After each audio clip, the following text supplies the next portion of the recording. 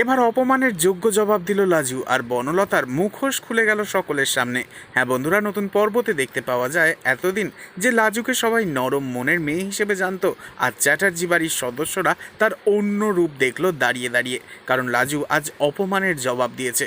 বিপদে পড়া লাজুকে বাঁচাতে গিয়ে অনুভব নিজেই আহত হয়, আর মানবিকতার খাতিরে লাজু আসে চ্যাটার্জি বাড়িতে তাকে পৌঁছে দিয়ে যেতে।